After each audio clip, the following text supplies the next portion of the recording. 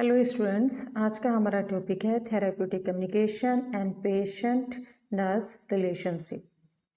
ठीक है, BSc nursing student और साथ साथ में जीएनएम स्टूडेंट सभी के लिए therapeutic communication patient nurse relationship को जानना बहुत ज़रूरी है। इंपॉर्टेंट यूनिट है, अक्सर एग्जाम में आता है, लॉन्ग क्वेश्चन में भी आता है। और साथ साथ में एएनएम स्टूडेंट को भी थेराप्यूटिक कम्युनिकेशन और पेशेंट नर्स रिलेशनशिप के टॉपिक के बारे में पता होना चाहिए। इसलिए वीडियो बहुत अच्छी होने वाली है और पूरे प्रॉपर नोट्स के साथ मैंने पूरी वीडियो को तैयार किया है, इसलिए वीडियो के अंत तक बने रहिए। कम्युनिकेशन, थेराप्यूटिक कम्युनिकेशन को समझने से पहले हमें पता होना चाहिए कि कम्युनिकेशन क्या होता है। The act of sharing and exchanging information, idea and feelings. Hindi में अगर हम देखें तो किस प्रकार का एक्ट, इस प्रकार का एक्ट है, इस प्रकार की क्रिया जिसमें सूचनाओं को, विचारों और भावनाओं के आदान प्रदान की एक प्रकार की क्या है, ये एक एक्ट है। तो एक्ट ऑफ शेयरिंग, क्या शेयर कर रहे हैं हम? इंफॉर्मेशन को, आइडियाज़ को और फीलिंग्स को। थेराप्यूटिक्स, अब कम्युनिकेशन तो समझ लिया, अब थेराप्यूटिक क्या होता है? It is the part of medicine, ये एक मेडिसिन का पार्ट है। That has as its objective to cure of disease, that is it indicates the curative means for each disease. तो ये एक थेरेपेटिक जो है, यानी ये रिलेटेड है पेशेंट के ट्रीटमेंट से, पेशेंट को ठीक करने से, पेशेंट की जो डिजीज़ है उसको क्योर करने से। तो इंडिकेट करता है क्यूरेटिव मीन से और मेडिसिन का ही एक पार्ट है। ठीक है, तो थेरेपेटिक का मतलब जैसे कि थेरेप्यूटिक डाइट, जो पेशेंट थेरेप्यूटिक डाइट लेता है, रीनल डाइट, डायबिटिक डाइट, तो वो थेरेप्यूटिक वहाँ पे एक वर्ड यूज़ होता है। इसी तरह से ही सेम थेरेप्यूटिक कम्युनिकेशन भी है। तो ये थेरेप्यूटिक का मतलब ये होता है कि ये मेडिसिन का ही एक पार्ट है, पेशेंट की डिजीज़ को ठीक करने का, उसको क्योर करने का एक ऑब्जेक्टिव है। Therapeutic communication, therapeutic communication is an interpersonal interaction between the nurse and the patient during which nurse focus on the patient's specific needs to promote an effective exchange of information. therapeutic communication एक interaction है nurse और patient के बीच में, एक interpersonal interaction होता है। ठीक है, जिसमें वो आपस में अपनी कुछ थेरेप्यूटिक यानी ट्रीटमेंट से रिलेटेड कुछ इंफॉर्मेशन शेयर करते हैं। अच्छा, इसका जो मेन जो फोकस क्या होता है कि पेशेंट की स्पेसिफिक जो नीड्स है उसको प्रमोट करना है, and effective exchange of information. तो एक ये डेफिनेशन भी है। सबसे पहले हमने कम्युनिकेशन देखा, फिर थेरेप्यूटिक देखा, फिर थेरेप्यूटिक कम्युनिकेशन, कंप्लीट एक डेफिनेशन। तो आई होप अब आपको समझ में आ गया होगा कि थेरेप्यूटिक कम्युनिकेशन क्या होता है, ताकि आप एग्ज़ाम में अच्छे से लिख सको। नेक्स्ट, अब जो एग्ज़ाम में आता है वो प्रिंसिपल्स आते हैं।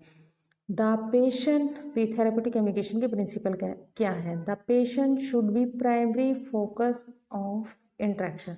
तो फर्स्ट जो प्रिंसिपल है वो ये है कि थेरेप्यूटिक कम्युनिकेशन में जो फर्स्ट जो फोकस है, जो प्राइमरी जो फोकस है वो क्या है? पेशेंट है। ठीक है, और कोई नहीं है, पेशेंट है। आप, क्योंकि हमारा सेंटर केयर क्या है? सेंटर केयर क्या है? हमारा पेशेंट, हमारी केयर का जो सेंटर है वो क्या है? वो पेशेंट है। ठीक है, हम हॉस्पिटल में क्या करने जाते हैं? पेशेंट की केयर करने जाते हैं ताकि वो ठीक से हील हो सके। अच्छा, professional attitude set the tone of the therapeutic relationship. और प्रोफेशनल एटीट्यूड, अपने टोन को एक मेंटेन करना है थेरेप्यूटिक रिलेशनशिप में। ठीक है, यूज सेल्फ डिस्क्लोजर, क्यूरियोसिटी, ठीक, and only when it has a therapeutic purpose. ठीक, यूज सेल्फ डिस्क्लोजर, ठीक है, जो भी जिज्ञासा है, ठीक है, जो किसी प्रकार की क्यूरियोसिटी है उसको सेल्फ डिस्क्लोजर करना है, और साथ साथ में इसका हमारा एक ही पर्पस है, therapeutic purpose. Avoid social relationship with patient, social relationship को अवॉइड करना। मेंटेन पेशेंट कॉन्फिडेंशियलिटी, तो थेरेप्यूटिक कम्युनिकेशन में पेशेंट रिलेशनशिप में कॉन्फिडेंशियलिटी मेंटेन करनी है, पेशेंट की बातों को कॉन्फिडेंशियल रखना है। ठीक है, उनको गोपनीय रखना है, किसी और से शेयर नहीं करना है जो भी उसके सीक्रेट्स हैं। नेक्स्ट, सिक्स्थ आता है assess the patient intellectual competence to determine the level of understanding. Patient की इंटेलेक्चुअल कॉम्पिटेंस जो भी है उसको असेस करना है और डिटरमाइन करना है किस लेवल तक अंडरस्टैंड हम कर सकते हैं। ठीक है, implement intervention from a theoretic base. Theoretic जो बेस है उस पर ही हमें इम्प्लीमेंट करना है, इंटरवेंशन करना है, इम्प्लीमेंट करना है। और 8 आता है maintain a non judgement attitude, avoid making judgement about patient behaviour. Patient को नॉन जजमेंटल पेशेंट के लिए नॉन जजमेंटल एटीट्यूड हमेशा रखना है और अवॉइड मेकिंग जजमेंट, उसको कभी जज नहीं करना है, उसके बिहेवियर को कभी जज नहीं करना है, क्योंकि उसके बिहेवियर को जज इसलिए नहीं करना है क्योंकि उसको बिहेवियर डिसऑर्डर है। ठीक है, अवॉइड गिविंग एडवाइस, उसकी सुननी है कि वो क्या कहना चाह रहा है, उसको एडवाइस देने की पहले कोशिश नहीं करनी है। Guide the patient to reinterpret his or her experience rationally. ठीक है, और गाइड करना है पेशेंट को, रेशनली करना है। ठीक है, ऐसे नहीं, एक्सपीरियंस के साथ, जो भी उसके एक्सपीरियंस है उसी के साथ उसको पेशेंट को गाइड करना है। नेक्स्ट जो आता है प्रिंसिपल के बाद हमारा गोल्स आते हैं। Nurse help the cause to cope with the present problem, उसको प्रेजेंट प्रॉब्लम से कोप करना, to understand his problem. Next, to understand his participation in a therapeutic experiences. Goal, to face problem realistically, to find out alternative solution, to try out new pattern of behavior, to communicate, to socialize, to find out of meaning in his or her illness। तो ये गोल हो गए। अब types देखते हैं हम। Types हैं, सबसे पहला टाइप्स है इंटरपर्सनल कम्युनिकेशन। इंटरपर्सनल कम्युनिकेशन में आता है face to face interaction between the nurse and another person. तो इंटर पर्सनल कम्युनिकेशन जब फेस टू फेस नर्स का किसी दूसरे पर्सन से क्या होता है, कम्युनिकेशन होता है, इंट्रैक्शन होता है।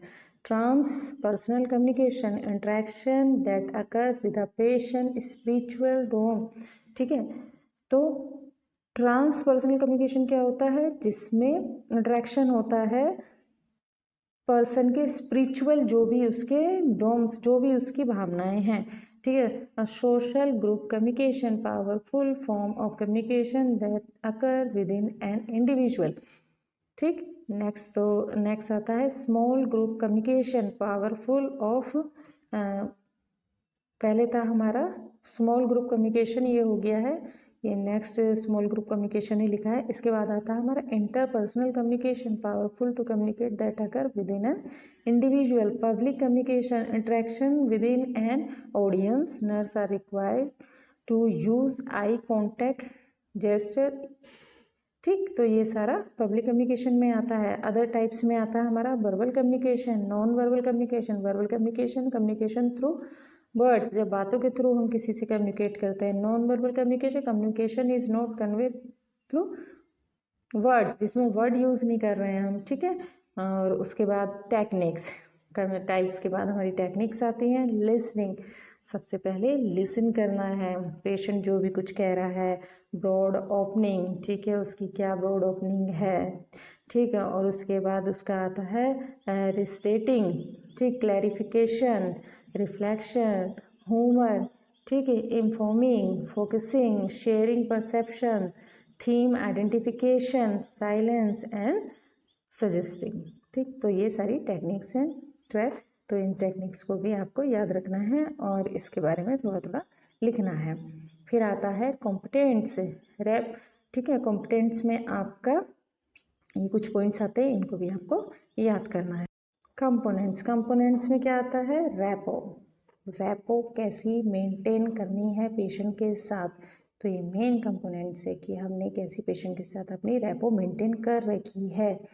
एम्पैथी, ठीक है, हम उसके दुख में कितने उसके सहभागी हैं। वार्म, वार्म का मतलब कि कितने अच्छे से हम जब किसी का कोई वेलकम करते हैं, कोई अच्छी चीज़ जब हम बहुत जिज्ञासा के साथ किसी काम को करते हैं और दूसरे को बहुत अच्छा वो फील कराता है। ठीक है, फिर आता है जीनियसनेस, ठीक है, कितना जीनियस है वो, कॉन्फिडेंशियल या जीनियस या जेन्यूनेस। ठीक है, जेन्यूनेस, कि कितना जेन्युइन है वो पर्सन, तो जेन्युइननेस हमें अपने पर्सनालिटी में डेवलप करनी है। साथ में कॉन्फिडेंशियली हमें क्या है, उसकी सब बातों को कॉन्फिडेंशियल रखना है। नेक्स्ट आता है हमारा इसमें फेजेस बाय पेपेलो के द्वारा, जो साइकोलॉजिस्ट थे उनके द्वारा कुछ फेजेस हैं वो पता होनी चाहिए। पहला फेज आता है pre interaction phase, orientation phase, working phase and termination phase, जिसको रिसोल्यूशन फेज भी बोलते हैं। तो फेज में जो प्री ओरिएंटेशन फेज वो वाला फेज होता है जिसमें कि पेशेंट और नर्स के बीच में कोई कम्युनिकेशन नहीं होता है। सिर्फ नर्स को ये पता होता है कि हाँ मुझे इस पेशेंट की जाके केयर करनी है। उसको सिर्फ अपना उसका बेड असाइन होता है, उसको पेशेंट का ओवर मिला होता है और उसको ये पता होता है। ये प्री ओरिएंटेशन वाला फेज होता है।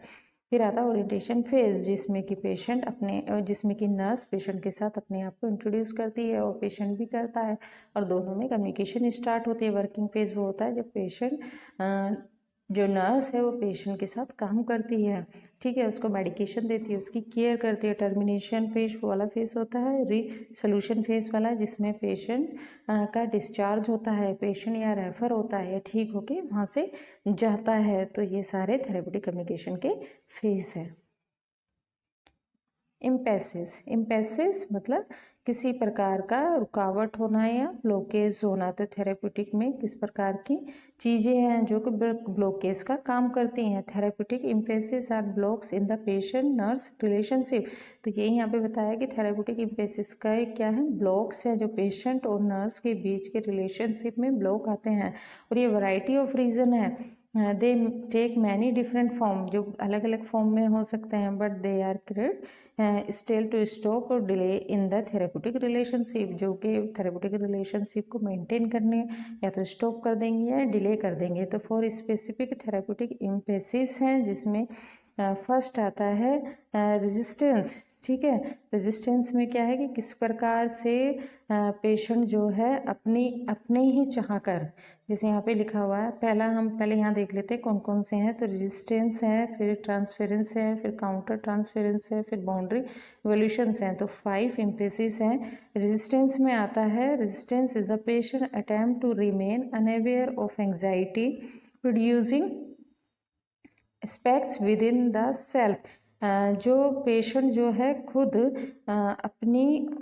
ही अपनी एंग्जाइटी से अनअवेयर रहता है और खुद ही वो क्या है अपने आप ही ठीक नहीं होना चाहता है। कितने भी जो अटैम्प्ट होते हैं कि वो अपनी एंग्जाइटी से जो प्रोड्यूस हो रही है उससे अपने आप ही वो ठीक नहीं होना चाहता। प्राइमरी जो होता है वो क्या होता है, जिसमें अनविलिंग टू चेंज, वो चेंज ही नहीं होना चाहता है। और दूसरा सेकेंडरी ये है कि अनप्लेजेंट सिचुएशन है और ज़्यादा ही सिंपैथी इंक्रीज उसको दिखाई देती है। फाइनेंशियल कंपनसेशन, जो उसका बिल उसके ऊपर बन रहा है, जो हॉस्पिटल में जो उसका स्टे हो रहा है, ये सारी एंग्जाइटी उसके ऊपर चलती रहती है। तो ये गतिरोध का काम करते हैं, जिसको रेसिस्टेंस बोलते हैं। नेक्स्ट आता है transferences in an unconscious response of client in which he or she experiences feelings attitude towards the nurse that were originally associated with significant figures in his or her life. जैसे clients perceive the nurse as acting the way that his or her mother did, regardless of how the nurse is truly acting.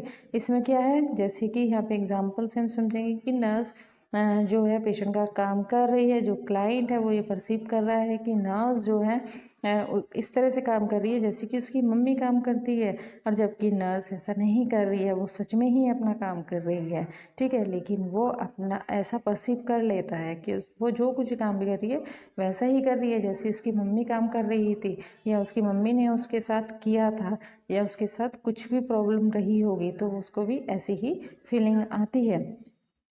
Transferences can be positive if clients view the nurse as helpful and caring. Negative transferences is more difficult because the unpleasant emotion that interfere with the treatment such as anger and fear. अच्छा, अगर इस example से हम समझें तो ये समझ में आता है कि अगर उसकी मम्मी अच्छी रही होगी तो वो नर्स जो भी काम कर रही है तो वो वही वाला परसीव करेगा जैसा उसकी मम्मी उसके साथ अच्छे से रही थी। ठीक है, तो ये उसका पॉजिटिव हो गया, ट्रांसपेरेंसी उसका पॉजिटिव हो गया। लेकिन अगर उसकी मम्मी उसके साथ अच्छे से नहीं रही हो, प्रीवियस उसकी मदर उसके साथ अच्छे से नहीं रही हो, उनका बिहेवियर ठीक नहीं रहा होगा, तो ये एक नेगेटिव वे हो जाता है ट्रांसपेरेंसीज का, जिसमें ट्रीटमेंट ठीक से नहीं हो पाया। क्योंकि वो क्या करेगा पेशेंट, एंगर करेगा और उसको फेयर होगा, क्योंकि वो यही चीज़ परसीव कर रहा है कि ये नर्स मेरी मोम की तरह या मेरी मदर की तरह ही काम कर रही है। नेक्स्ट आता है, एक सेकेंड,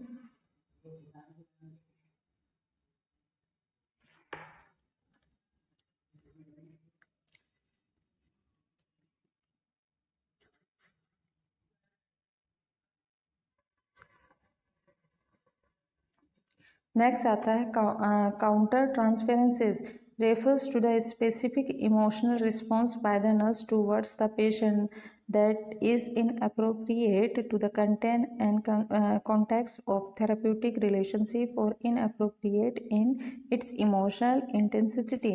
ठीक है, तो इसमें क्या है कि काउंटर ट्रांसफेरेंसीज में कोई भी स्पेसिफिक उसका क्या है, इमोशन है जो कि नर्स की तरफ है।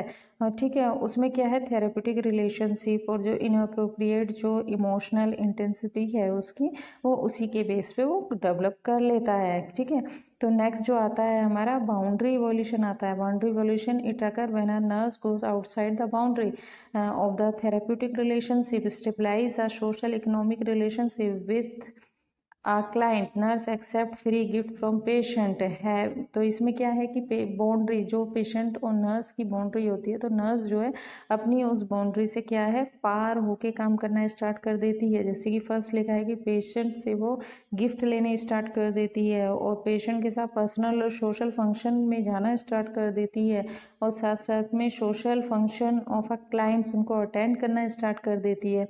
रूटीनली हक करना पेशेंट को, फिजिकल कांटेक्ट करना पेशेंट के साथ, क्लाइंट्स के साथ। और नर्स डज बिजनेस और purchase service from the clients, और बिजनेस मेंटेन करना, परचेसिस करना, ये सारी चीज़ें नर्स क्या है स्टार्ट अगर कर देती है, तो ये सब क्या है इम्पेसिस बन जाते हैं। गतिरोध जो हमारा थेरेपेटिक कम्युनिकेशन है उसमें ब्लॉकेज का काम करते हैं, तो ये कुछ इम्पेसिस है। नेक्स्ट हमारा आता है प्रोसेस रिकॉर्डिंग। तो प्रोसेस रिकॉर्डिंग के लिए हम, क्योंकि ये वीडियो बहुत लंबी हो जाएगी, तो नेक्स्ट वीडियो में मैं आपको अच्छे से बताऊंगी कि प्रोसेस रिकॉर्डिंग क्या होता है। वैसे इससे पहले भी मैंने 2 प्रोसेस रिकॉर्डिंग पे वीडियो बनाई हैं, वो मैं डिस्क्रिप्शन बॉक्स में डाल दूंगी। वो वाली प्रोसेस रिकॉर्डिंग प्रॉपर हिंदी में जो समझाया है वो वहाँ पर है, तो आप उसको वहाँ से भी देख सकते हो। इसके अलावा हमारा इस यूनिट में जोहरी विंडो भी आता है। तो प्रोसेस रिकॉर्डिंग तो प्रीवियस मैं अपनी 2 वीडियो में बता चुकी हूँ, नेक्स्ट और वीडियो बनाने की मैं प्लानिंग में हूँ। लेकिन नेक्स्ट इसके बाद जो है जोहरी विंडो भी हम अच्छे से सीखेंगे, क्योंकि जोहरी विंडो जो है थेरेपेटिक कम्युनिकेशन का एक टूल है, मेंटेन करने का साइकोलॉजिकल टूल है। ठीक है, तो आई होप स्टूडेंट आपको ये वीडियो अच्छी लगी होगी। अगर इस वीडियो में कोई लैकिंग है या कोई कमी है तो आप मुझे कमेंट करके ज़रूर बताइए, और वीडियो के अंत तक बने रहने के लिए आपका बहुत बहुत थैंक्स फॉर वॉचिंग।